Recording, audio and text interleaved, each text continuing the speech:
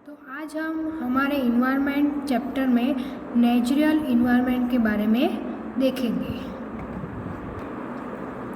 तो land, water, air, plants and animals comprise the natural environment. You are familiar with the meaning of lithosphere, hydrosphere, atmosphere and biosphere from your previous class. Let us learn some more facts about these domains. तो जब हमने हमारे आसपास की ये air, water, land, plants and animals ये सब natural environment है, तो यहाँ पे ये चार वर्ड्स है। ये क्या है? लिथोस्फीयर, हाइड्रोस्फीयर, बायोस्फीयर और एटमॉस्फेयर। ये चार हमारे फेमिलियर है, जैसे कि हमने यहाँ पे पिक्चर में आगे देखा था। क्या देखा था कि लिथोस्फीयर यानी लैंड, एटमॉस्फेयर यानी एयर, हाइड्रोस्फीयर यानी वाटर, ये तीनों को मिलाकर जो भी बनता है उसे क्या कहते हैं? लिविंग थिंग्स यानी बायोस्फीयर।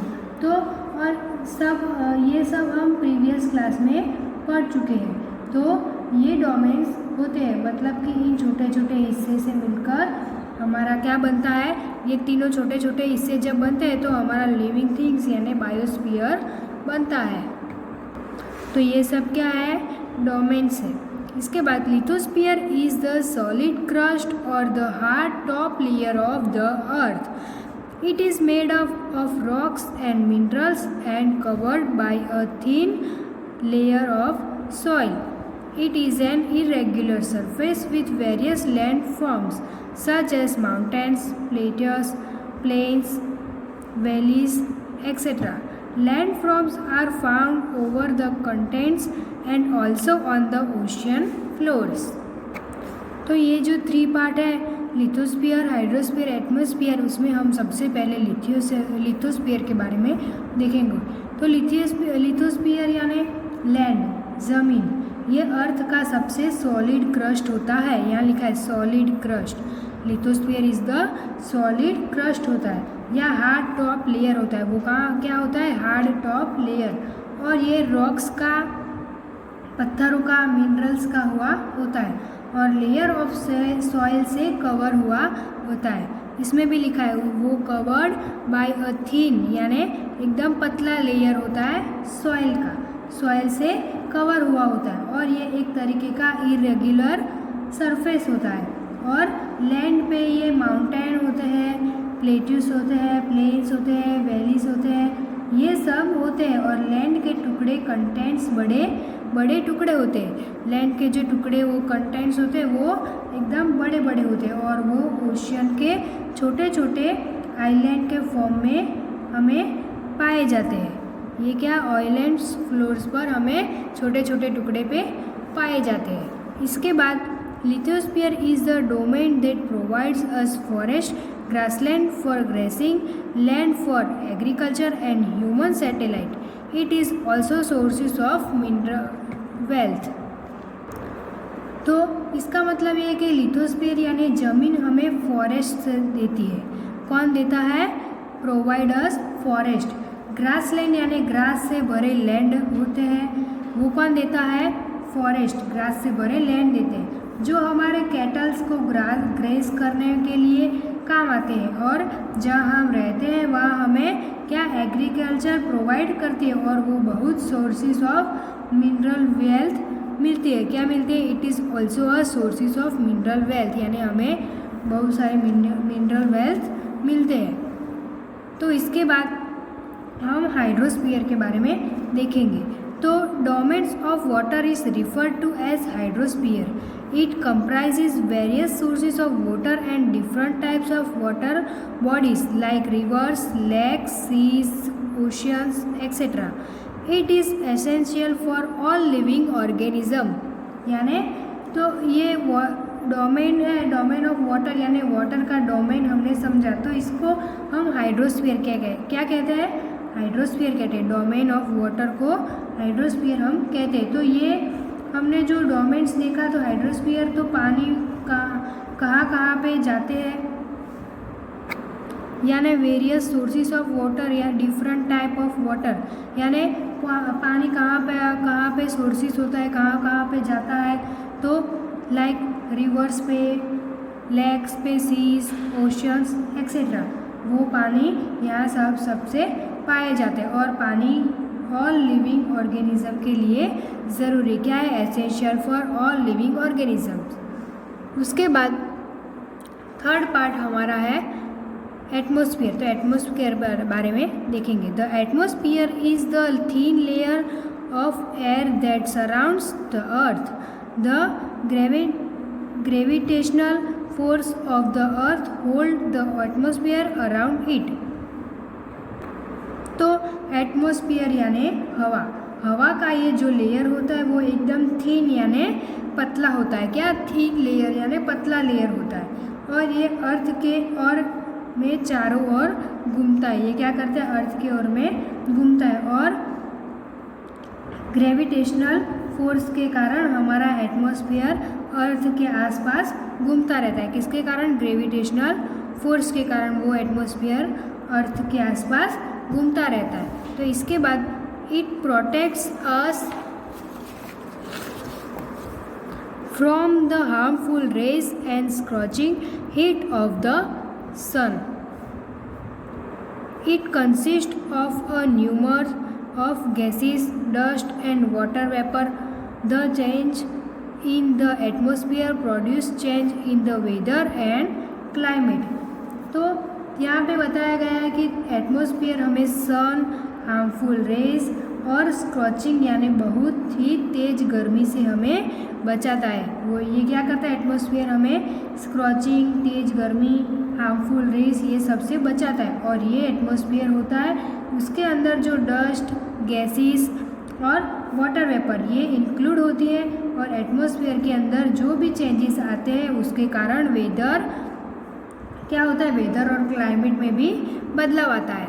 तो इसके बाद plant and animal kingdom together make biosphere और the living world. It is a narrow zone of the earth where land, water and air interact with each other to support life. यानी ये plant और animal kingdom ये सब जहाँ पे होते हैं, जैसे कि मरीन लाइफ, ज़मीन पे ये फॉरेस्ट हो गया है। क्या हुआ है, मरीन लाइफ, ये ज़मीन, वहाँ पे ये फॉरेस्ट हो गया है।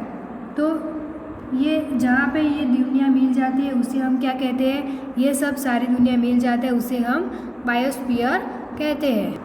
और वो बहुत ही छोटा जोन है यानी नैरो जोन। वो क्या है, बहुत ही छोटा जोन है जहाँ पे एयर, लैंड, वाटर ये सब आपस में इंटरेक्ट करते हैं, यानी लाइफ को सपोर्ट करने में, वो सब अपने लाइफ को सपोर्ट करने में क्या करते हैं, इंटरेक्ट करते हैं।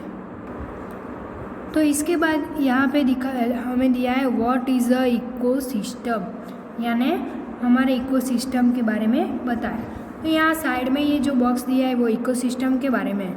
Ecosystem, it is a system form by the interaction of all living organisms with each other and with the physical and chemical factors of the environment in which they live, all link by transfer of energy and material. यानी ये इसके पर से हमें ये समझ में आता है कि ये इकोसिस्टम वो interaction of all living organism पर इंटरेक्शन होता है। ईच अदर यानी दूसरे भी सब, विथ द फिजिकल वो फिजिकल के साथ, और केमिकल फैक्टर्स ऑफ इन्वायरमेंट वो ये फिजिकल और केमिकल फैक्टर के साथ इन्वायरमेंट में इको होता है, सिस्टम से होता है। इन विच दे लिव वो सब वहाँ रहते हैं, कहाँ रहते हैं, all link by transfer of energy and material. तो वहाँ उनसे इकोसिस्टम से हमें एनर्जी और मटेरियल भी ट्रांसफ़र लिंक होती है। तो इसके बाद at an NCC camp that Ravi's class was attending, Jessie exclaim what a heavy downpour, it remains me of my home in Kerala. You should come and see how it pours and pours and pours over the lush green fields and coconut plantation. तो जहाँ सभी लोग ये NCC camp attend करते थे, जहाँ ecosystem में जब यहाँ एनसीसी कैंप अटेंड करते थे तो वहाँ पे ये जैसी है उसने कहा अरे क्या कहाँ ज़बरदस्त बारिश हो रहा है, ये क्या ज़बरदस्त हैवी डाउनपोर यानी ज़बरदस्त बारिश हो रही है और मेरे को मेरे घर की केरला की याद आ रही है। किसकी? माय होम इन केरला यानी मेरे घर की केरला की याद आ रही है और आप सबको वहाँ आना चाहिए। आप सबको you should come and see how it यानी आप सबको वहाँ आना चाहिए। और हमारे ये केरला में वहाँ पे क्या पुअर्स एंड पुअर्स यानी बहुत ही बारिश, क्या बारिश होती है, क्या बारिश होती है।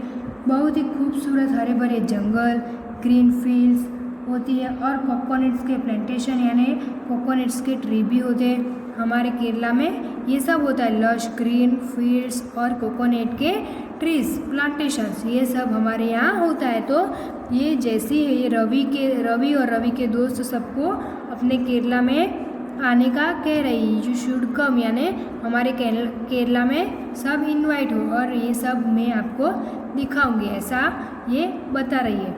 Heera from Jaisalmer exclaim, we get no rains, we see only kicker and sand as far as the eyes can see, but you also find camels, Ravi said।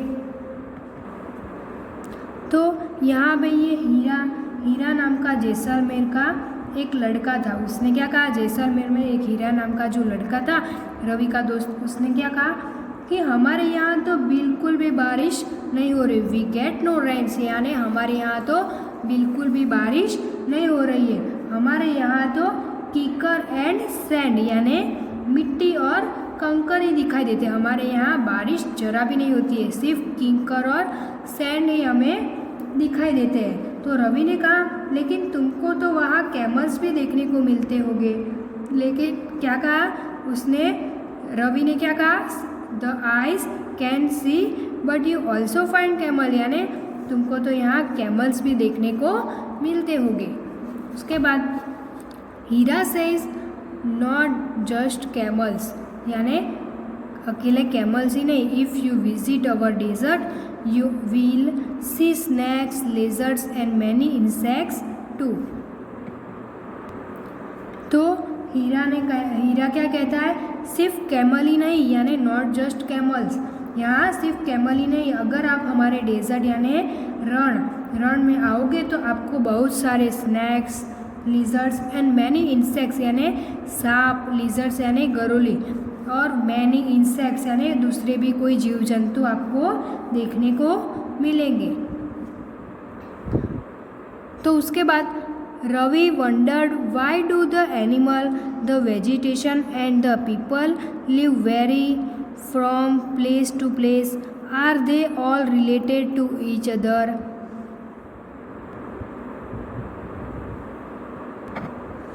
तो रवि ने सोचा, ये क्या, रवि वंडर्ड यानी रवि ने सोचा कि ये अलग अलग तरीक़ों के जानवर अलग अलग जगह पर और अलग अलग तरीके के प्लांट्स ये सब अलग अलग के होते हैं, वो अलग अलग मतलब कि वो एनिमल्स, उसकी जगह, वो वेजिटेशन, उसके अलग अलग प्लांट्स वो सब अलग अलग के होते हैं। कहाँ, क्या वो एक जैसे नहीं होते सब जगह पे क्या वो एक जैसे नहीं होते प्लेस टू प्लेस। तो ऐसा ये क्वेश्चन करें और क्या ये सब हमारे रिलेटेड है या नहीं, ये भी बता रहे थे, और रिलेटेड टू ईच अदर यानी ये रिलेटेड है या नहीं। तो oh yes very much so the teacher reply, तो टीचर ने रिप्लाई दिया oh yes very much so, ये सब अलग अलग जगह पे अलग अलग होते हैं फिर भी वो रिलेटेड होते हैं। टीचर ने ये कहा ओ येस यानी वो सब अलग अलग होते हैं अलग अलग जगह पे फिर भी वो क्या होते हैं, रिलेटेड होते हैं। उसके बाद all plants, animal and human beings depend on their immediate surroundings. तो हमारा ये अपने आसपास के एटमॉस्फेयर के हिसाब से, इन्वायरमेंट के हिसाब से क्या वो एकदम ढल जाता है, वो सराउंडिंग के हिसाब से रहता है, क्या इमीडिएट सराउंडिंग्स। और इसी तरह का मतलब कि often they are also interdependent on each other. This relation between the living organism as well as the relation between the organism and their surrounding for the ecosystem. तो इसी तरह का ये जो रिलेशन होता है वो लिविंग ऑर्गेनिज्म के बीच में या सराउंडिंग होते हैं, वो सब मतलब कि लिविंग ऑर्गेनिज्म के बीच में या सराउंडिंग होते हैं, इसको हम क्या कहते हैं, ये सबको इकोसिस्टम कहते हैं। ये इकोसिस्टम बहुत सारी चीज़ों का होता है, बहुत सारे रिलेशन भी उनका होता है। उसके बाद there could be an ecosystem of large rain forest, grassland, desert, mountain, lake, river, ocean and even a small pond. तो ये rain forest, grassland, desert, mountain, ये सब है क्या, rain forest, grassland, desert, mountain, lake, river, ocean, और इस तरीके से ये सब का इकोसिस्टम होता है। इस तरीके से ये सराउंडिंग ऑर्गेनिज्म ऑफ इकोसिस्टम यानी ये सब का इकोसिस्टम होता है। और even a small pond. Do you think the park in which Ravi and his friends played from an ecosystem? तो यहाँ पर आपको ये क्वेश्चन पूछा गया है कि क्या आपको लगता है कि ये बढ़िया सा इकोसिस्टम डेवलप हो गया था, ये इकोसिस्टम डेवलप हो गया था रवि और उसके दोस्तों के बीच में उस पार्क में खेल रहे थे। ये आपको क्वेश्चन पूछा गया, आपको ये सोचने का है। तो इसके बाद हम ह्यूमन इन्वायरमेंट के बारे में देखेंगे। तो human beings interact with the environment and modify it according to their need. तो ह्यूमन बींग्स ये इंटरैक्ट करते हैं अपने आसपास के इन्वायरमेंट को और इन्वायरमेंट को मॉडिफाई कर देते हैं उनकी ये नीड के हिसाब से। उनकी ये जो सब नीड होती है उनके हिसाब से वो इन्वायरमेंट को मॉडिफाई कर देते हैं। Early humans adapted themselves to the natural surroundings. They led a simple life and fulfilled their requirement from the nature around them. यानी पहले के समय में जो लोग होते थे वो बड़े अच्छे होते थे, उसका नेचुरल सराउंडिंग होना पसंद करते थे, वो सिंपल लाइफ और फुलफिल से जीते थे और अपने रिक्वायरमेंट्स को नेचर के हिसाब से पूरे करते, अपनी उनकी जो भी रिक्वायरमेंट होती थी वो अपने नेचर के हिसाब से पूरा करते थे। उसके बाद with time needs grew and become more varied, human learn new ways to use and change environment. They learn to grow crops, domesticate animal and led a settle life. यानी ये समय के साथ पूरा इन्वायरमेंट क्या हुआ, समय के साथ पूरा बदल गया था और एनिमल से पालना स्टार्ट कर दिया। उन्होंने क्या किया, एनिमल को पालना स्टार्ट कर दिया और वो लोग अपनी बहुत सारी अच्छी एकदम सैटेलाइट लाइफ को जी रहे थे।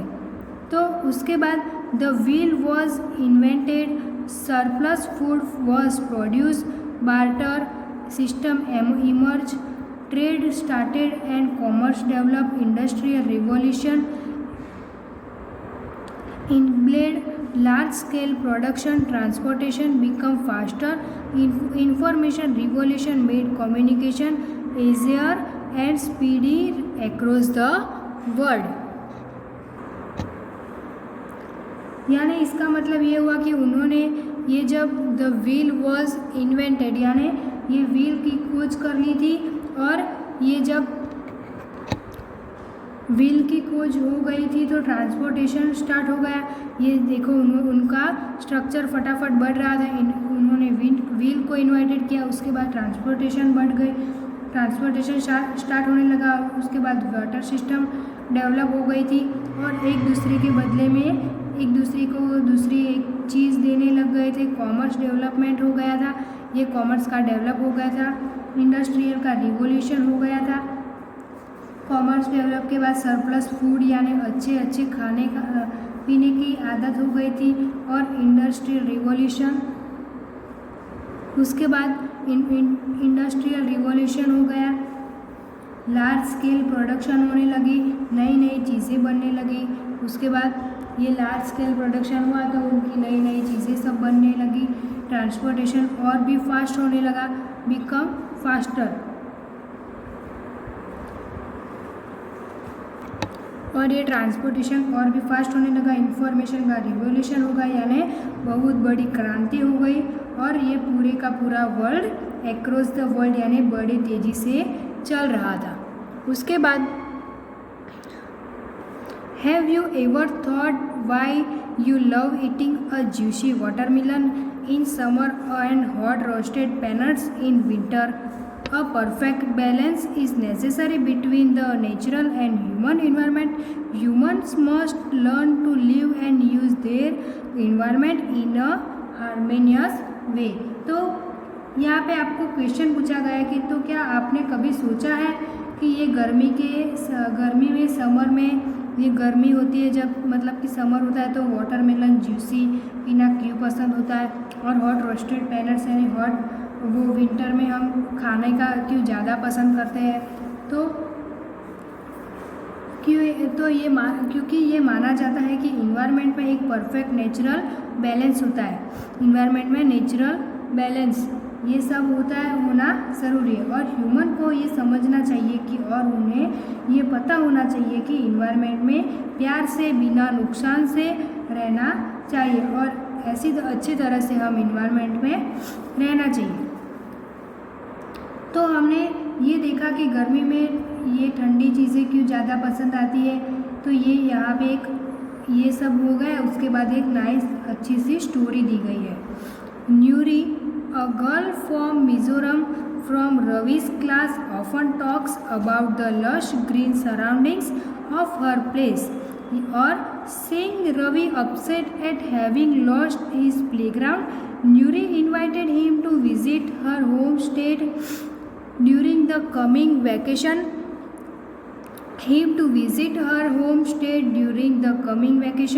Ravi's teacher asked the student to draw a landscape, houses and activities of the peoples and places they visit during the holidays. तो न्यूरी नाम की एक जो ये लड़की थी वो मिज़ोरम की थी, और वो रवि की क्लासमेट थी। तो वो हमेशा अपने केरला के लस्ट ग्रीन सराउंडिंग वहाँ की बातें कर रही थी। और जब